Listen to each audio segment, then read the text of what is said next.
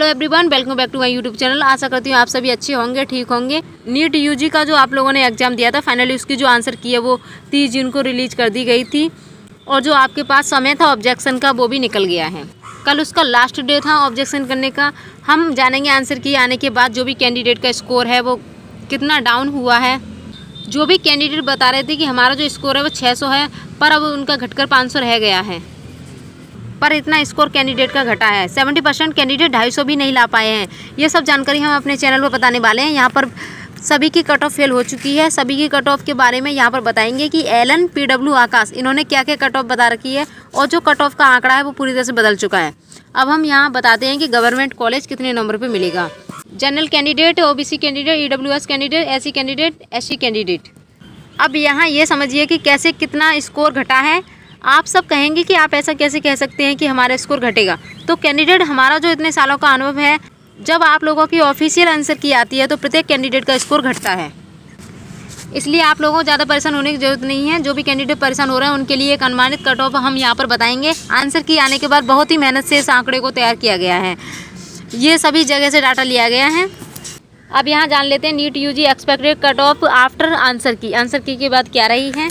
Exam जो आपका 4 मई को हुआ था, उस एग्ज़ाम को 21 लाख कैंडिडेट ने दिया है। टोटल सीट रही थी इसमें, टोटल सीट 55,000 प्लस हैं। आंसर की रिलीज की गई है 3 जून को।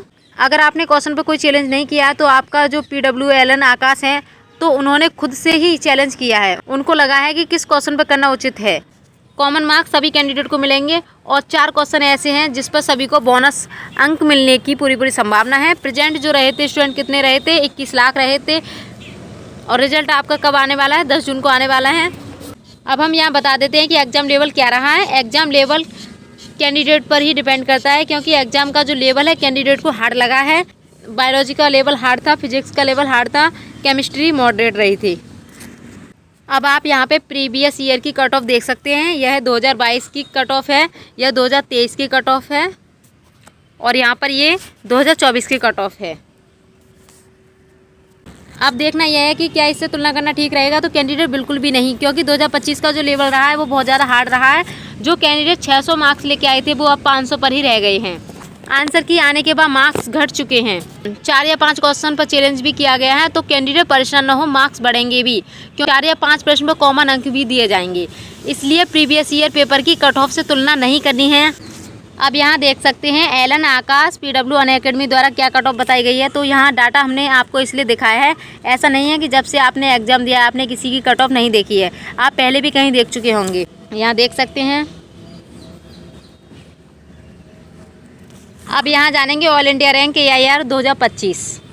680 पर 1 है, 650 पे 100 है, 600 पर 1000 है, 581 पर 2000 है, 581 पर 3000 है, 571 पर 4000 है, 538 पर 6000 है,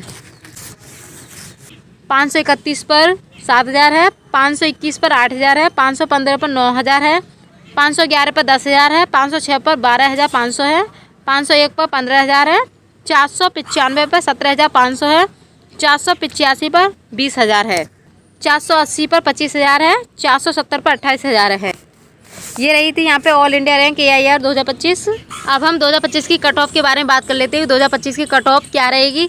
जो आप लोगों का रेड स्टेट है उसकी जो कट ऑफ है जनरल की वो 500 से 520 रहेगी और OBC की जो 490 से 500 रहेगी, EWS की 480 से 485 रहेगी, SC की 350 से 360 रहेगी, ST की 310 से 320 रहेगी। ये एक्सपेक्टेड कट ऑफ है फॉर गवर्नमेंट की कि कितने पर गवर्नमेंट कॉलेज मिल सकता है। नेक्स्ट बात करते हैं ग्रीन स्टेट की कट ऑफ क्या रहेगी। अगर इससे 30 मार्क्स कम हैं फिर भी सरकारी कॉलेज मिलेगा और सरकारी कॉलेज मिलने की पूरी संभावना है। Thank you for watching video.